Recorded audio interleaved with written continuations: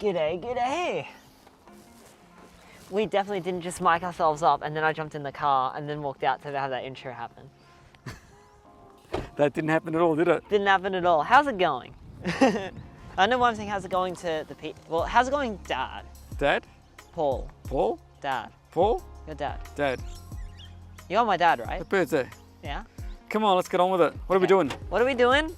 So, it's another race. Eastside FPV Summer Season Round 2, I believe, is the specifics for 2021.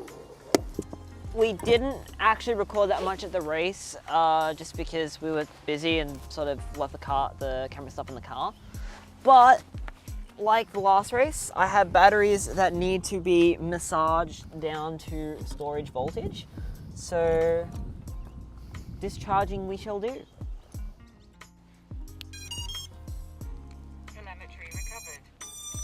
The lemon tree was recovered. The lemon tree was recovered. I just finished recycling Recycling your batteries? Recycling my battery. I don't think Tattu would be happy with that. Yeah, I was massaging it down to storage voltage, and this is the second battery now. Let's talk about the race. So, practice. How did practice go for you, Dad? Practice was okay for me. We were just short, 2 packs. I didn't quite get settled. I probably should have done a bit more on the sim with it. Yep, that's fair. You only did the sim like a couple times, right? That's right, yeah. Yeah, actually, I guess going before the practice itself, yeah, I did do the sim quite a bit this week. I probably spent maybe half an hour on it on Tuesday, which will be Wednesday for anyone in the US, but Tuesday, Melbourne time. Melbourne, Australia time, not Melbourne, Florida time. Yeah, and then I spent like... Can you believe there's a Melbourne in Florida? No, it's actually so cool. I died the first time I heard that when we went to Did we ever go to Melbourne? No, we haven't been to Melbourne, Florida. I really want to visit. We've driven past, haven't we, so many times? We've driven past a sign that leads you there, but yeah. I've never actually been into Melbourne, Florida. We need to go to Melbourne. Yeah. The other Melbourne. But anyway, yeah, so I did the sim on Tuesday, did the sim again on like Thursday for like 5 minutes though, and then we had to have dinner. And then on Saturday I actually played for like another good 15 minutes. 10, maybe 10 minutes actually, but something like that. Probably 15 minutes including turning on the computer. And then I honestly do think that made a difference for me this time around because I really did know the track.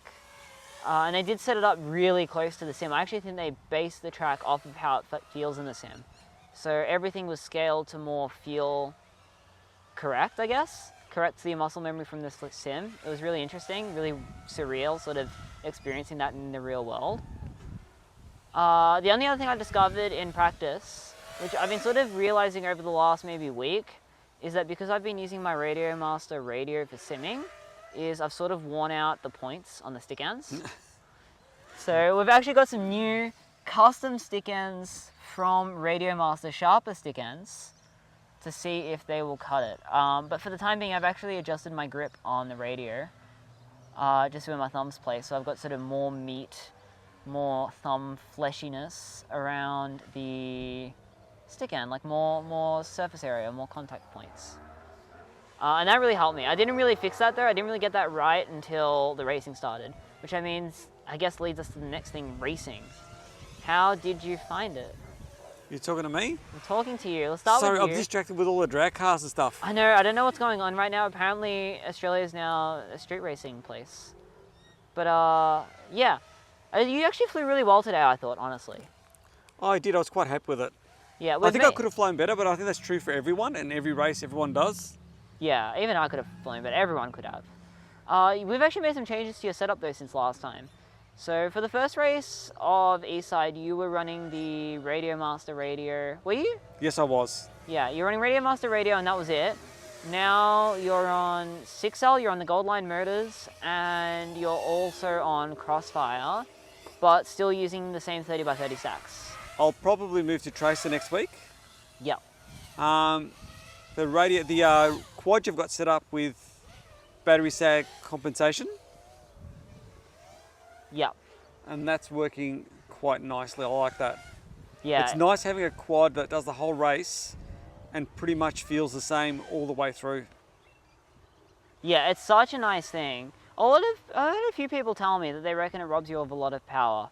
I don't know, personally on my setup, it's something I haven't really experienced. To me, it still feels I actually expected really the same powerful. thing too.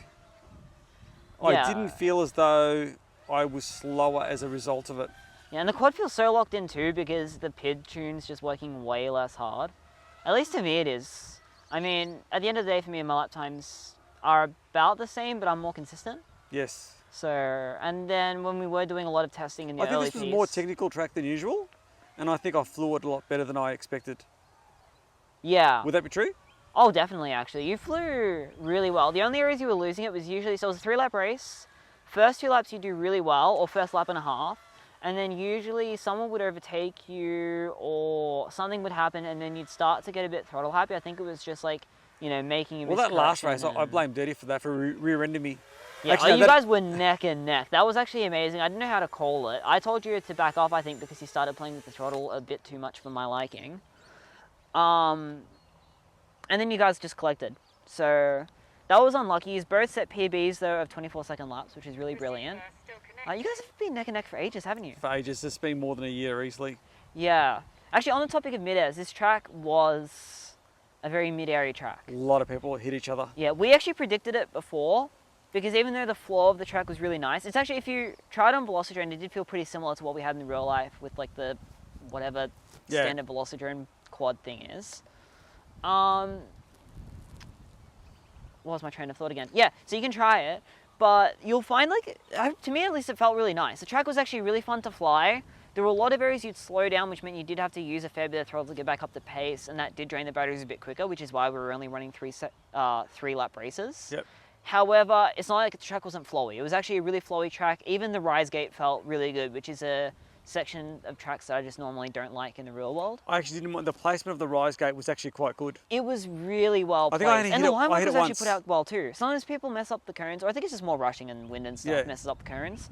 The cones were laid out really nicely. You could actually use them as a guide. Yeah. So the track I really enjoyed from that perspective. The rise gate I had trouble spotting, and the way I overcame that was actually just following the cones.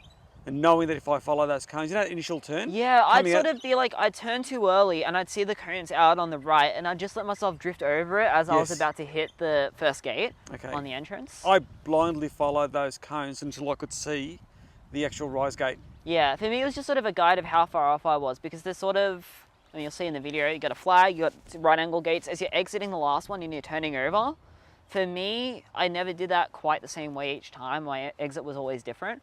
So for me, it was almost look at the cones, find where they are, trace it to the gate, and then that's how I'd know what I'm doing. The difficulty I had was the rise gate into the ladder and getting that top part of it right so you could do the descent. I'd overshoot that. I could never quite get that right. Yeah. That was a big tangent about how the track flew. The track was really nice in all in that sense. The downfall of the track, which we predicted but not in the way that it actually came out, was that there were going to be a lot of mid-airs. Yep. And our expectation of mid-airs was, because you'll see if you play the Velocidrone track, there's a lot of areas where if you go offline, you're falling onto another part of the track, right? You were actually lucky when people were doing that you weren't getting collected. This is true. However, yes, almost all the mid-airs weren't related to that at all. That's true. All the mid-airs were people getting really close together all on the race line, falling onto the same line, which is really interesting. I didn't expect that at all. I don't think there was actually any mid-airs in A-class that were someone going offline and taking someone else out. Yeah. Was there any? I could have caused one because I went through one of the gates the wrong way. Only because I got hit. But yeah, I remember that. And you go, no, wrong way. I have to go back the other way again. So yeah. But that was the only one. That would just that could happen on any track at all. Yeah. So that actually didn't occur quite as I expected, but there were a lot of mid-airs, and somehow, I mean, this is where it makes the race kind of interesting for me. I didn't really have that at all as a problem. Even traffic, I was really lucky that the traffic I did encounter was pretty well spaced. You were doing your own race. Oh, but I mean, like when people in mid-air, people get stuck battling, I catch up to them on the last lap. Usually they're all really compacted though. It just seemed that whenever my quad was in that airspace, it was always at the right time where they were nice and spaced apart, and I could just sort of go through without really having to slow down. Yep. There are only a couple times where I really sort of backed off the traffic and actually sort of waited. And then I guess it leads us to the finals. Yes. Arm your quads. Starting on the tone in less than 5.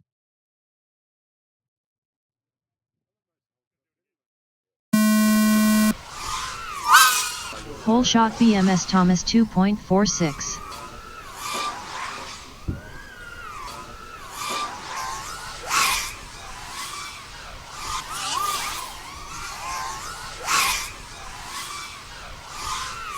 BMS Thomas lap 1 in first. Heapsy lap 1 in second. UAWPUB lap 1 in third. Roadblock lap 1 in fourth.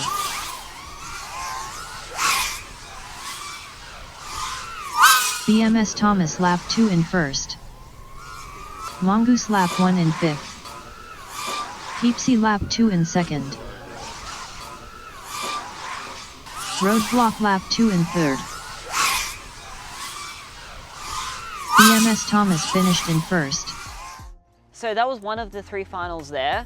For me, overall, I guess a theme of this race was, I mean, I don't want to say necessarily uneventfulness. Obviously, racing is an event within itself, but more the things that usually go wrong with a track such as mid-airs and stuff, I just seem to avoid. And even like poor Heapsy, man. He had 2 of the finals, I think he had mid-airs, like straight off the bat, and it took him out. It was one of those days where a lot of people were getting caught up in it. And I somehow just stayed clear of it and had a pretty clear run. Someone who did fly well was Dan. Dan flew really well. He was just really consistent. How did he get through? He had mid-airs too and he got through. He was just really consistent. He did really good. It was actually really impressive to see that. He seems to know what pace he can run at and seems to be able to produce result after result after result after result. Yeah. And then with Heapsy, it was just unlucky with the mid-airs. Oh, that was really, and even cutting lines. Yeah, oh God. So he was telling me actually that, because I told him there was going to be lots of mid-airs, and he goes, B division, he's only seen 1 mid-air, he goes, it looks really good. And I have a feeling somewhere along the way in A division, he decided to take on all the mid-airs. He was in just about every single one of them. So that was kind of unlucky. It was amusing from our perspective. I can imagine from his perspective it wouldn't have been quite the fun thing. Hopefully you can laugh about it now. Yeah, hopefully not too costly either. But I guess such is racing. But yeah, for me it was though, like I just didn't have any of those issues. I was able to really fly my own race in the true sense and not really worry about what other people were doing. And I actually got some really clean race laps because of it too, which is kind of cool. So I hope you enjoyed that DVR and I hope you enjoyed this video. We'll catch you in the next one.